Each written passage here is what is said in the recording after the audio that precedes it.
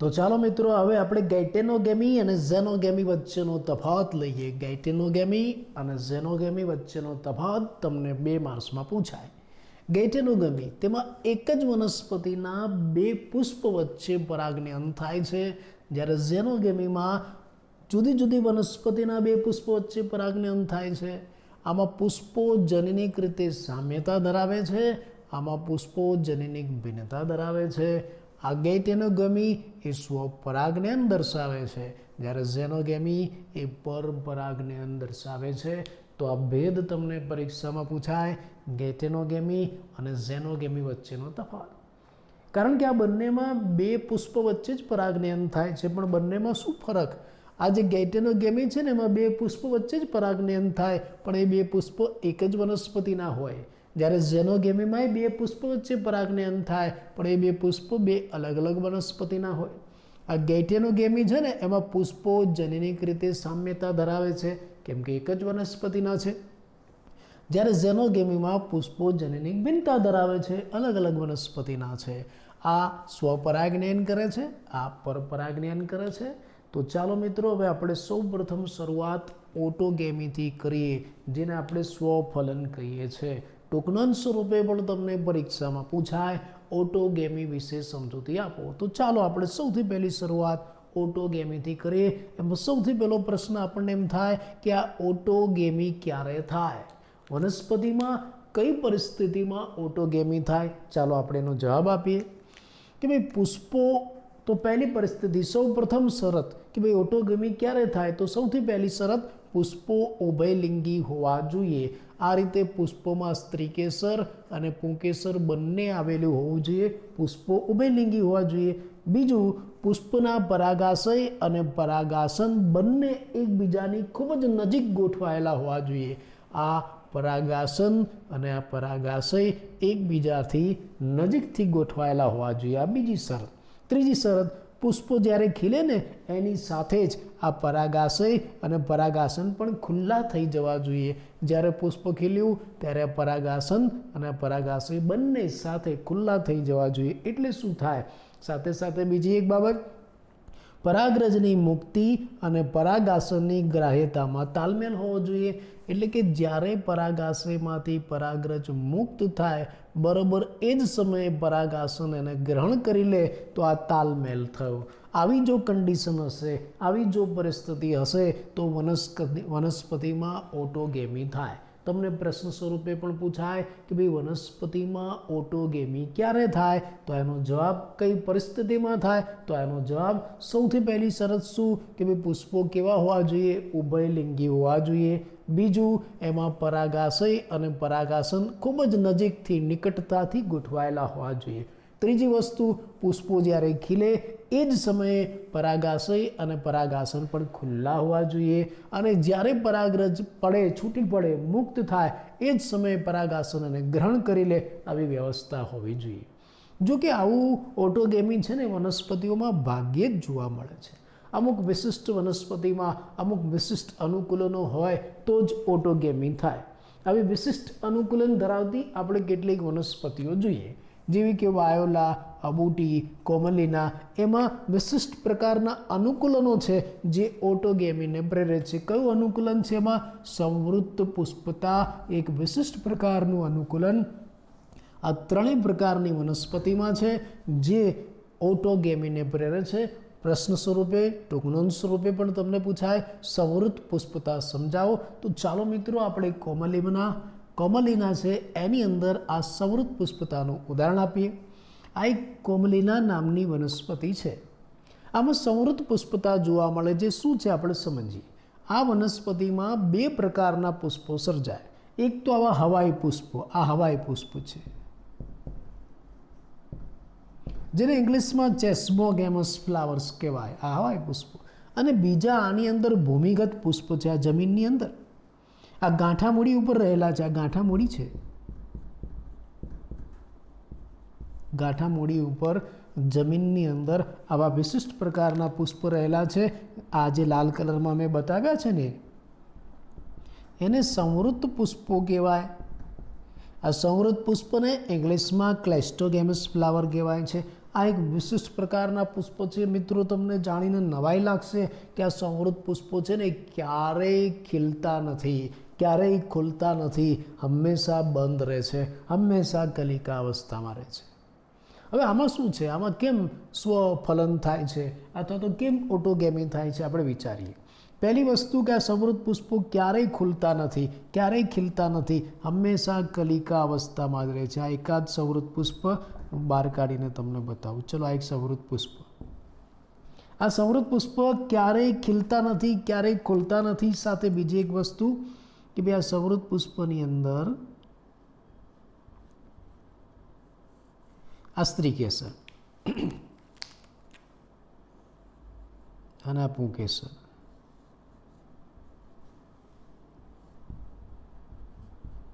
સ્ત્રી કેસર,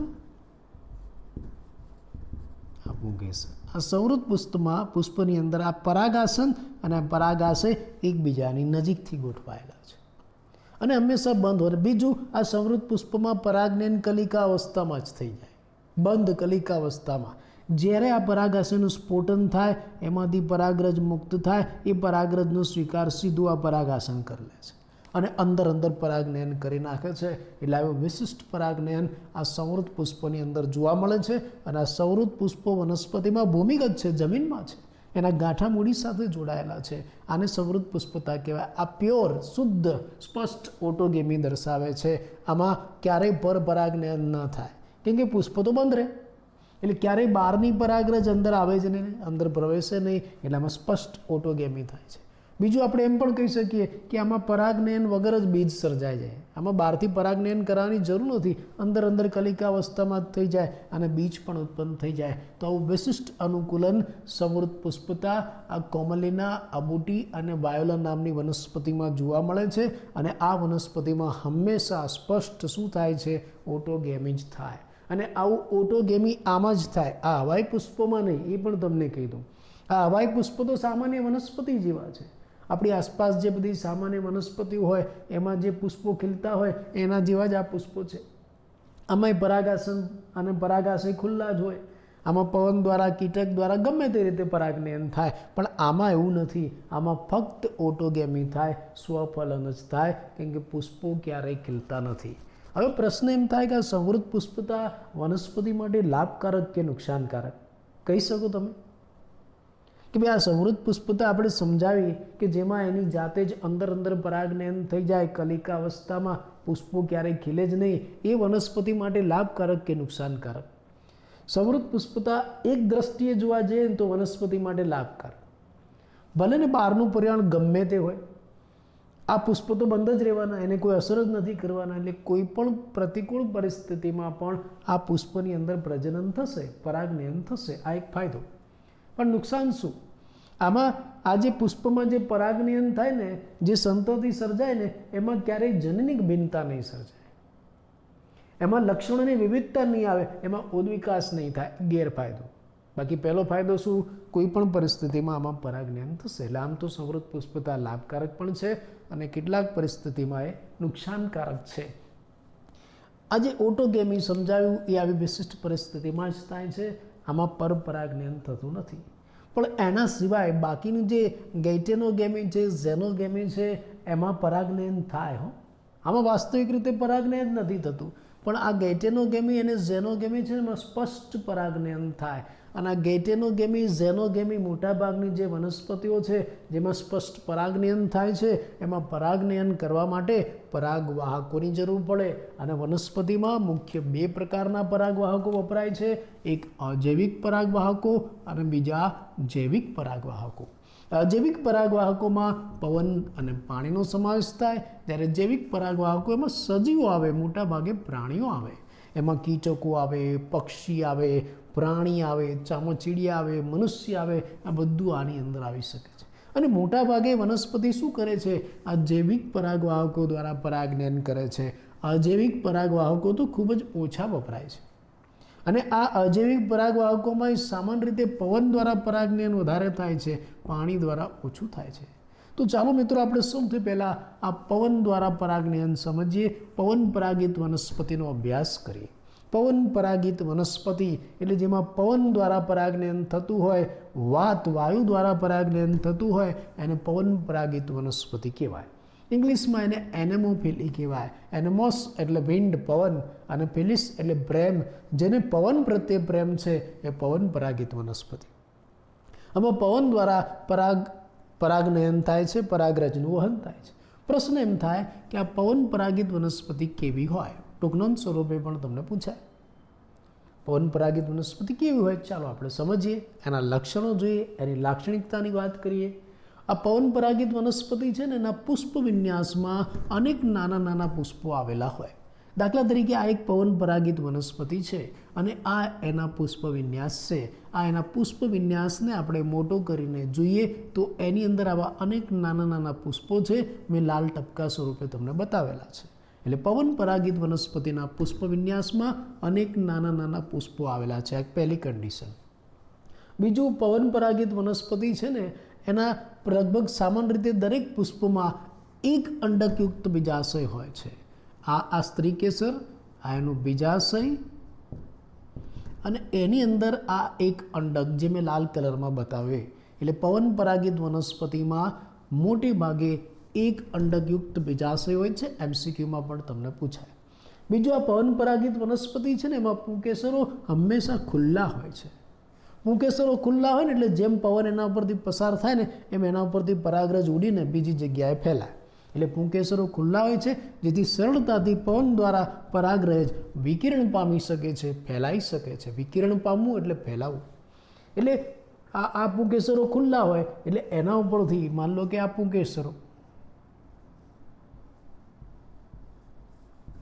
પુંકેસરો એનું પરાગાશય, આ પરાગાશય ખુલ્લા છે. ચલો, એની અંદર આ બધી પરાગરજ છે.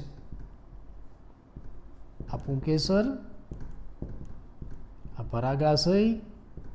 પરાગાશય ખુલ્લા છે, એની અંદર પરાગરજ છે. પવન આના પરથી પસાર થાય એટલે પરાગરજ ઉડીને બહાર નીકળી જાય, લાંબા અંતર સુધી ફેલાય. આ એક ફાયદો. એટલે આ જે પવન પરાગિત વનસ્પતિ છે એમાં હંમેશા પુંકેસરો કેવા હોય છે? ખુલ્લા હોય છે, જેથી સરળતાથી પવન દ્વારા આ પરાગરજ ઉડીને લાંબા અંતર સુધી ફેલાય, એનું વિકિરણ થાય. બીજું, એમાં પરાગરજ પણ કેવી છે? ખૂબ જ હલકી અને ચિકાસ રહિત છે, એકદમ સૂકી છે, જેથી પવનના પ્રવાહ દ્વારા એ સરળતાથી દૂર સુધી જઈ શકે છે, એનું સ્થળાંતરણ થઈ શકે છે. આ પણ એક ફાયદો. સામે પરાગાસન કેવું હોય? પરાગાસન છે ને એ મોટા હોય અને પીંછાયુક્ત હોય છે. દાખલા તરીકે મેં તમને આ ઘાસમાં પરાગાસન બતાવ્યું છે. આ ઘાસનું પરાગાસન જુઓ, આવું પીંછા જેવું હોય. એટલે હવામાંથી ઉડતી ઉડતી જે પરાગરજ અહીંથી પસાર થાય ને આ પીંછામાં ચોંટી જાય, એમાં જકડાઈ જાય. આ એક અનુકૂલન છે. તો આ પવન પરાગિત વનસ્પતિના અનુકૂલનો, લાક્ષણિકતાઓ અથવા તો ગુણધર્મો. કેવું હોય પવન પરાગિત વનસ્પતિ? ટૂંકનોંધ સ્વરૂપે તમને પૂછાય. ફરી એકવાર કહી દઉં કે ભાઈ પવન પરાગિત વનસ્પતિ છે ને એમાં પુષ્પ વિન્યાસમાં અનેક નાના નાના પુષ્પો હોય છે. એનું જે સ્ત્રી કેસર છે એના બીજાશયમાં એક જ અંડક હોય છે. અને પુંકેસરો હંમેશા ખુલ્લા હોય છે અને સરળતાથી પવન દ્વારા પરાગનયન થાય. પરાગરજ પણ ખૂબ જ હલકી અને સૂકી હોય છે, જેથી પવન દ્વારા લાંબા અંતર સુધી સ્થળાંતર કરી શકે છે. પરાગાસન કેવું છે? આવું મોટું અને પીંછાયુક્ત હોય છે. એટલે પવન દ્વારા જે પરાગરજ ઉડીને આવે ને એમાં જકડાઈ જાય. આવું જ એક ઉદાહરણ હું તમને મકાઈ ડોડામાં આપું. એમાં શું છે આપણે સમજીએ. ચલો,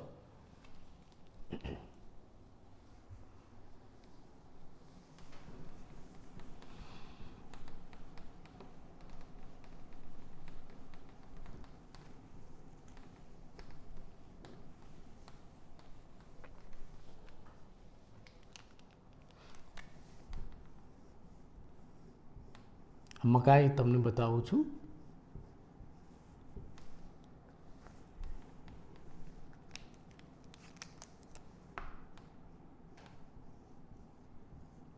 આ મકાઈના પર્ણ છે. એક દળી વનસ્પતિ છે, આ લાંબા પર્ણ છે આમાં.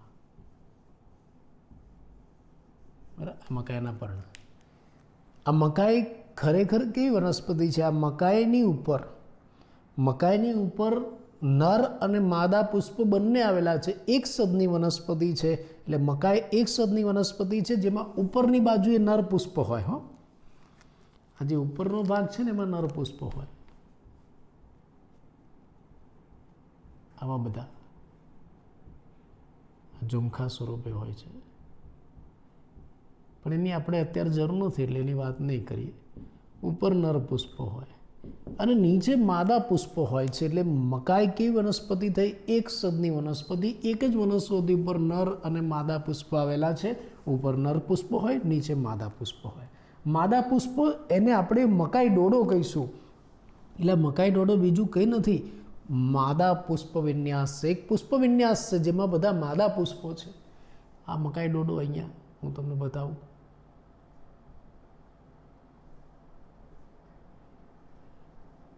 આ મકાઈ ડોડો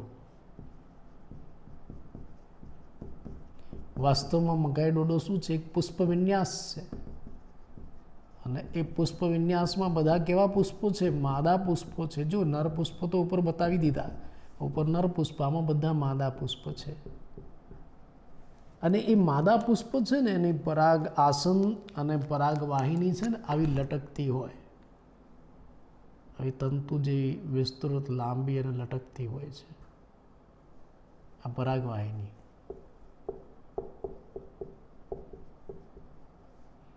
અને આ પરાગાસન. એટલે મકાઈ ડોડો એ વાસ્તવમાં શું છે? મકાઈ ડોડો એ વાસ્તવમાં પુષ્પ વિન્યાસ છે જેમાં માદા પુષ્પો છે. એટલે એમ કહેવાય કે માદા પુષ્પ વિન્યાસ છે. એમાં આવી લાંબી પરાગવાહિની છે અને નીચે આ પરાગાસન છે અને હવામાં લહેરાતું હોય છે. એટલે જ્યારે પણ પરાગરજ હવામાં લટકતું લહેરાતું હોય એટલે પરાગરજ ઉડીને આવે ને અહીંયા ચોંટી જાય. બરાબર. ઘાસમાં પણ આવું વિશિષ્ટ છે.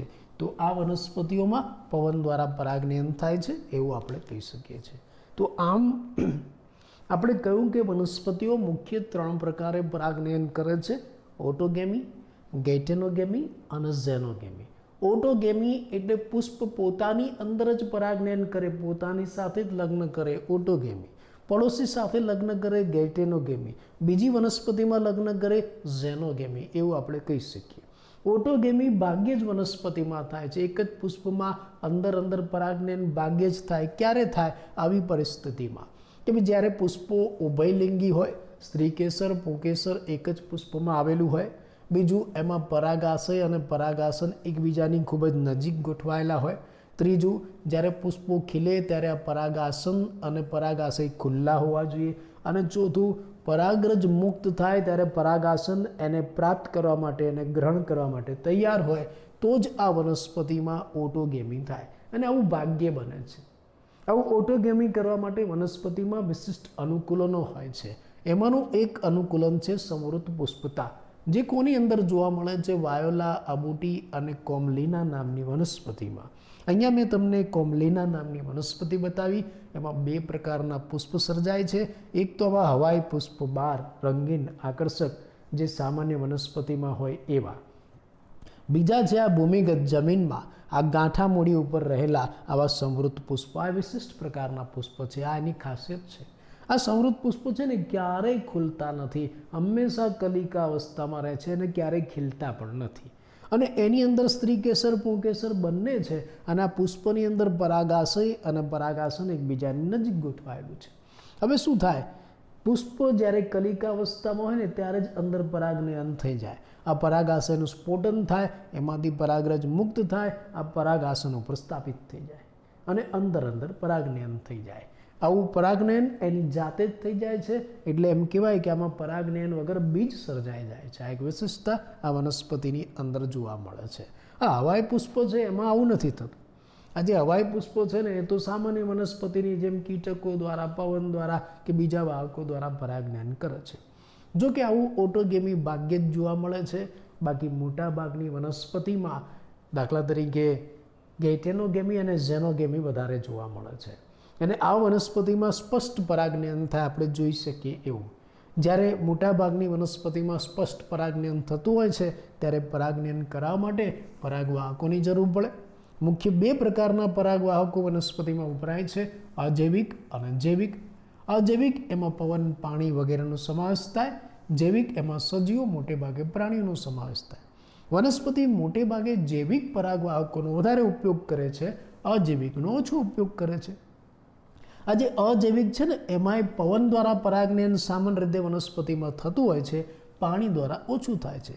તો સૌથી પહેલી વાત આપણે પવન પરાગિત વનસ્પતિની કરીશું કે ભાઈ કઈ વનસ્પતિમાં પવન દ્વારા પરાગનયન થાય. પહેલાં ઉદાહરણ આપણે લઈ લઈએ તો નાળિયેરી, ખજૂરી, મકાઈ, વિવિધ પ્રકારના ઘાસ અને કેનાબિસ જેવી વનસ્પતિઓમાં પવન દ્વારા પરાગનયન થાય.